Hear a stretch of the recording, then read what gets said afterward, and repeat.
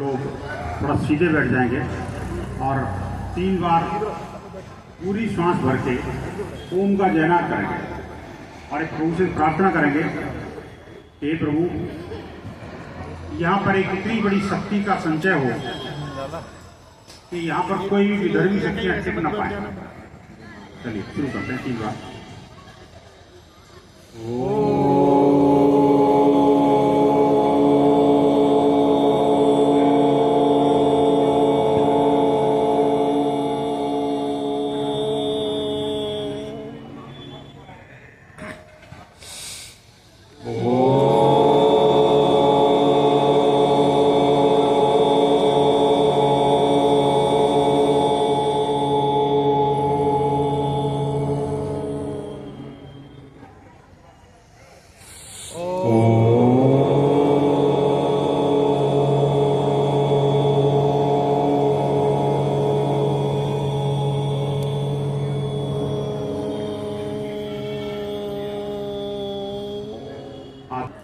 विजेंद्र गुप्ता जी, अमर भाटिया जी, श्रीमान महेंद्र जी, जितेंद्र जी, अशोक अग्रवाल जी, राकेश कौशिक जी, मेरे बड़े भाई डॉक्टर कोडमल जी, मेरी भाभी श्री और इस मंच की संचालिका मेरी बड़ी बहन रजनी जी, उनके पति और एक मूर्धन्य समाज से भी श्रीमान संजय जी, और मैं कितने नाम लूँ।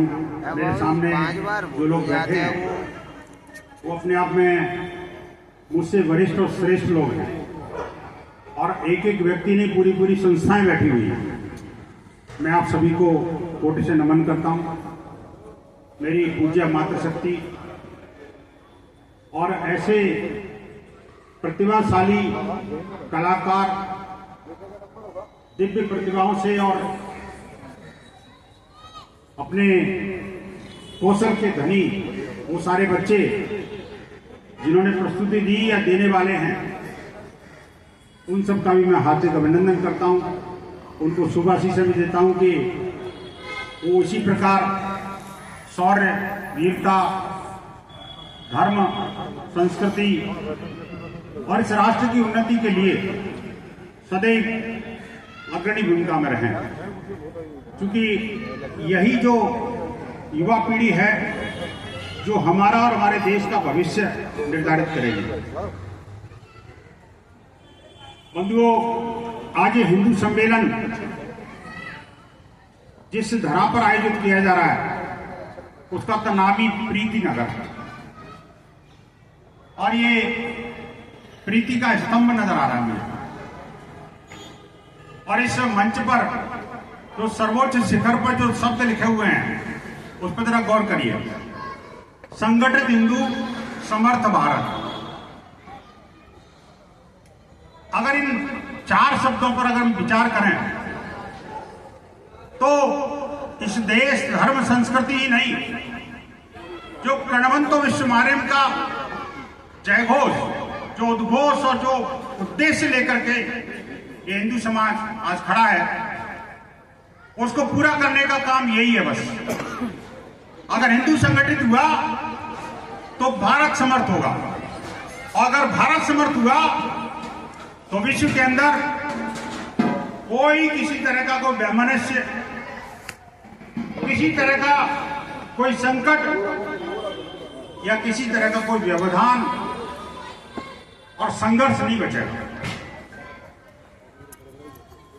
ये भारत वो धरा है जिस पर भगवान श्री राम, योगेश्वर श्री कृष्ण, भगवान शंकर, ऐसी जानी कितनी महात्माएं और महान आत्माएं जन्मी।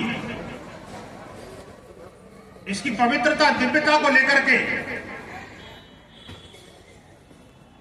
हमें इस बात का गर्व है कि हम सब उसी भारत मां की संतान हैं जिसकी संतान ये सब थे। उस राष्ट्रीय संघ के सरसंघ, आद्य सरसंघ चालक परम पूजनीय डॉक्टरों के आश्रम थे, वहां जाकर के उन्होंने तो वहीं समाज के उन सभी लोगों को साथ लेने का भी काम किया, जिसको हम भीलनी कहते हैं, जिसको हम केवट, ये मन में डर बैठा हुआ है, डर था। ऐसा नहीं था कि उसके साथ लड़ नहीं सकते थे, कर पाए, क्योंकि उस समाज की संगठित और संगठित करके एक मुट्ठी की तरह बना करके और विदर्भी शक्तियों को यहां से बाहर भगाया एक तरफ।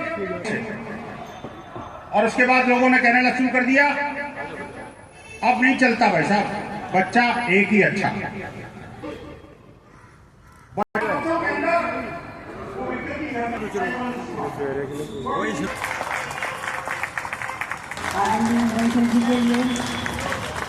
सोच तो हम ये रहे थे कि